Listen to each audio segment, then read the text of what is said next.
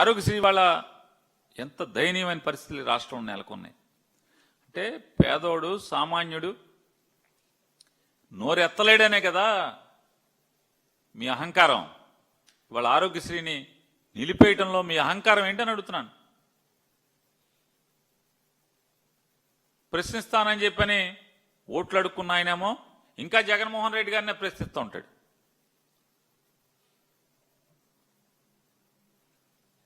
ఇవాళ